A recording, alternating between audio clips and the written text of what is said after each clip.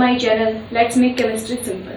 तो स्टूडेंट्स, आज हम करने वाले हैं ये टॉपिक स्टार्ट करते हैं कोपॉलीमराइजेशन से। कोपॉलीमराइजेशन एक मेथड है जिसको आज हम एक्सप्लेन भी करने वाले हैं और उसके एग्जांपल्स भी करेंगे। फिर मेरे पास आता है molecular mass and average molecular मास। ये वाला मैं थोड़ा आपको स्टार्टिंग में भी बता चुकी हूँ, इसका इंट्रोडक्शन तो मैं आपको अपनी फर्स्ट वीडियो में ही बता चुकी हूँ। फिर इस वीडियो में हम इसको पूरा एक्सप्लेन भी करेंगे। Molecular mass and average molecular mass, इसके दो पार्ट्स हैं, number average mass and mass, और I can say weight average molecular mass. So इसके ये दो पार्ट्स करेंगे। उसके बाद आती है हमारे पास PDI और I can say polydispersity index, और इसके भी फर्दर दो पार्ट्स हैं। और I can say polydispersity index के बेसिस पे हम पॉलीमर्स को दो पार्ट्स में क्लासिफाई करते हैं, जिसकी पॉली डिस्पर्सिटिव इंडेक्स 1 से ज़्यादा हो और 1 से कम हो, उस बेसिस पे हम डिवाइड करते हैं।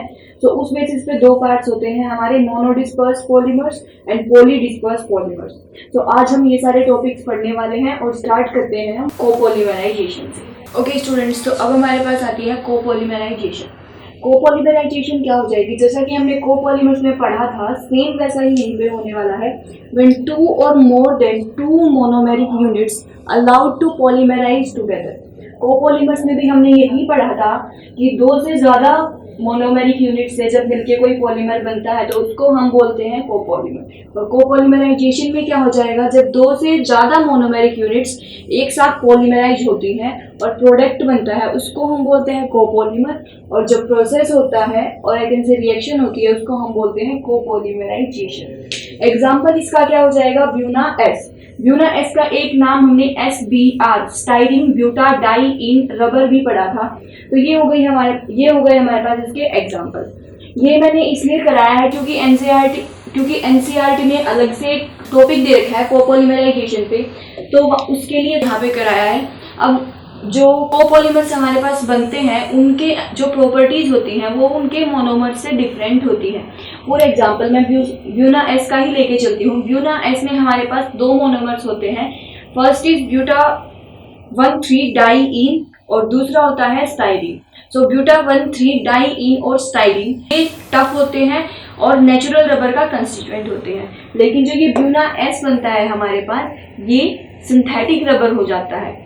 सो यहाँ से इनकी प्रॉपर्टीज भी डिफर कर जाती हैं और इनसे अपोजिट हो जाती हैं। कोपॉलीमराइजेशन के बाद, कोपॉलीमराइजेशन से पहले कोई मोनोमर है उसकी प्रॉपर्टीज अलग होंगी, और उसके बाद कोपॉलीमराइजेशन के बाद जो होगा हमारे पास कोपॉलीमर, उसके प्रॉपर्टीज अलग होंगी। तो ये हमारे पास हो गया कोपॉलीमराइजेशन। अब हम लेके चलते हैं molecular mass and average molecular मास का फंडा। ओके स्टूडेंट्स, तो अब हमारे पास आता है molecular mass and average molecular मास। अब मॉलिक्यूलर मास और एवरेज मॉलिक्यूलर मास में क्या डिफरेंस है, सबसे पहले तो ये समझते हैं। मॉलिक्यूलर मास कब लेते हैं हम, जब सारी यूनिट्स सेम हो, इक्वल लेंथ की हो, उस केस में हम मॉलिक्यूलर मास कंसीडर कर लेते हैं। लेकिन जब सारी यूनिट्स डिफरेंट लेंथ की हो, अलग अलग यूनिट्स हो हमारे पास, उनकी लेंथ भी अलग अलग हो, तो उस केस में हम एवरेज निकाल के मॉलिक्यूलर मास उसको एवरेज ले लेते हैं। फॉर एग्जांपल नेचुरल पॉलीमर्स का अगर मैं एग्जांपल लेके चलूँ, नेचुरल पॉलीमर्स में है हमारे पास प्रोटीन। इसके अंदर सारी यूनिट्स सेम है। अगर यूनिट्स सेम है तो उसकी लेंथ भी सेम होगी, और अगर लेंथ सेम है तो मॉलिक्यूलर मास भी सेम होगा। और अब कई सेम मॉलिक्यूलर मास की यूनिट्स अगर एक साथ कंबाइन करेंगी तो जो हम मॉलिक्यूलर मास निकालेंगे पूरी यूनिट का, वो मॉलिक्यूलर मास किसी एक यूनिट का ले ले, वही पूरी यूनिट का मास मॉलिक्यूलर मास हो जाएगा। सो इस केस में तो ये हो जाएगा। लेकिन अगर मैं सिंथेटिक पॉलीमर्स लूँ, सिंथेटिक पॉलीमर्स के केस में क्या होता है, जो यूनिट्स होती हैं वो सेम नहीं होती, आई कैन से उनकी लेंथ डिफरेंट होती है, उनका मॉलिक्यूलर मास डिफरेंट होता है। तो इस केस में हमें एवरेज मॉलिक्यूलर मास कंसिडर करना होता है, और पॉलीमर्स के केस में भी हम यहाँ पे ये एवरेज मॉलिक्यूलर मास ही कंसिडर करके चलते हैं। जैसे हमने पॉलीमर्स चैप्टर लगभग कर लिया है, तो पॉलीमर्स चैप्टर में हमने नेचुरल पॉलीमर्स और सिंथेटिक पॉलीमर्स, ज़्यादातर तो हमने सिंथेटिक पॉलीमर्स ही पढ़े थे। तो सिंथेटिक पॉलीमर्स के लिए हम यूज़ करते हैं एवरेज मॉलिक्यूलर मास, और नेचुरल पॉलीमर्स के लिए हम यूज़ करते हैं मॉलिक्यूलर मास। सो अब हमारे पास सिंथेटिक पॉलीमर्स के केस में मॉलिक्यूलर मास को डिफाइन करने के और मॉलिक्यूलर मास को निकालने के हमारे पास दो तरीके होते हैं। तो वो दो तरीके कौन से हैं वो देखते हैं। फर्स्ट होता है हमारे पास number average molecular mass. Number average molecular mass क्या होता है पहले ये समझ लेते हैं। इसको डिनोट हम करते हैं mn के ऊपर बार। नंबर एवरेज मॉलिक्यूलर मास देखते हैं क्या होता है। फॉर एग्जाम्पल हमारे पास n1 मॉलिक्यूल्स हैं जिनका मास m1 है, n2 मॉलिक्यूल्स हैं जिनका मास m3 है, एंड सो ऑन चलता रहेगा। So number average molecular mass क्या हो जाएगा, m1 n1 plus m2 n2 and so on up to mn nn upon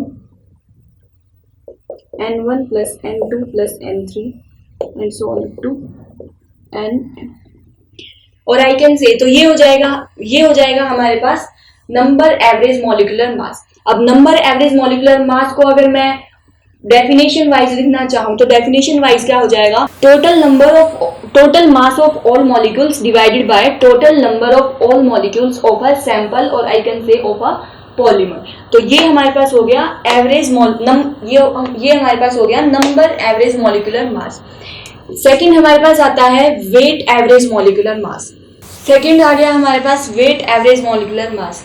जैसे कि हमने यहाँ पे पढ़ा था नंबर, तो यहाँ पे नंबर पे डिपेंड करता था और ये वेट पे डिपेंड करता है। तो वेट एवरेज मॉलिक्यूलर मास क्या हो जाएगा, सेम उसी की तरह लेके चलते हैं। अगर m1 मास है हमारे पास n1 मॉलिक्यूल्स का और m2 मोलर मास है n2 मॉलिक्यूल्स का एंड सो ऑन, तो यहाँ पे क्या हो जाएगा, ये हो जाएगा हमारे पास मॉलिक्यूलर मास का तो स्क्वायर हो जाएगा और नंबर ऑफ मॉलिक्यूल से मल्टीप्लाई हो जाएगा। और अगर मैं डेफिनेशन वाइज इसको बोलना चाहूँ तो डेफिनेशन वाइज ये क्या हो जाएगा, it is generally determined by multiplying the total molar mass of group of molecules with their respective molar mass and then adding the product। अब इसको मैं समझा देती हूँ। मैंने क्या बोला है, multiplying the total molar mass of different groups with their respective molar mass। ये हमारे पास टोटल मोलर मास हो गया डिफरेंट ग्रुप्स का, इसको हम मल्टीप्लाई कर देते हैं इनके रिस्पेक्टिव मोलर मास से। तो मैंने इसको m1 से कर दिया, इसको m2 से कर दिया, इसको mn से कर दिया, तो ये आ गया हमारे पास रिजल्टेंट। और फिर उसको कर दिया ऐड और dividing and then dividing by the total molar mass of sample. तो ये हमारे पास हो गया टोटल मोलर मास। सो इसको डिवाइड करने के बाद हमारे पास आता है वेट एवरेज मोलर मास। तो ये हो गए हमारे पास number average molecular mass and weight average molecular mass. तो अब लेके चलते हैं पॉली डिस्पर्सिटी इंडेक्स और आई कैन से PDI। अब PDI क्या हो जाएगा, weight average molar mass upon number average molar mass. Weight average molar mass upon number average molar mass होता है PDI और पॉली डिस्पर्सिटी इंडेक्स। और I can say the ratio of weight average molar mass to the number average molar mass is known as polydispersity index. अब ये इसकी value जो less than 1 है या ग्रेटर देन 1 है, इस बात पे डिपेंड करते हैं हमारे पास मोनो डिस्पर्स पॉलीमर और पॉली डिस्पर्स पॉलीमर। और I can say PDI value के डिपेंडेंस पे, PDI वैल्यू की वजह से हमारे पास इसके दो पार्ट्स हो गए, मोनो डिस्पर्स पॉलीमर्स और पॉली डिस्पर्स पॉलीमर। अब मोनो डिस्पर्स पॉलीमर्स कौन से पॉलीमर्स हो जाएंगे, अब अगर पॉली डिस्पर्सिटी इंडेक्स की वैल्यू 1 के इक्वल होगी तो हम बोलेंगे उसको मोनो डिस्पर्स पॉलीमर।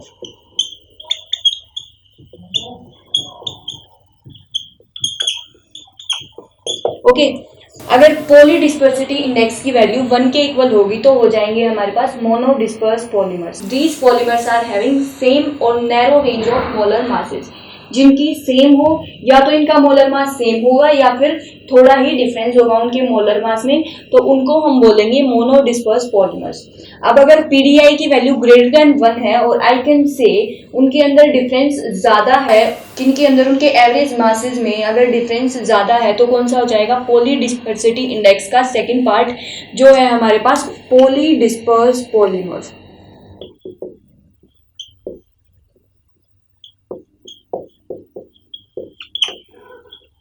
अगर PDI की वैल्यू ग्रेटर देन 1 है तो पॉली डिस्पर्स पॉलीमर्स का एग्जांपल है, और अगर इक्वल्स टू 1 है तो मोनो डिस्पर्स पॉलीमर्स का एग्जांपल है। ओके स्टूडेंट्स, तो अब हमारा ये टॉपिक क्लियर हो चुका है और आई कैन से हमने मोलर मास और एवरेज मोलर मास का फंडा क्लियर कर लिया है। तो अब चलते हैं हम अपनी नेक्स्ट वीडियो पे।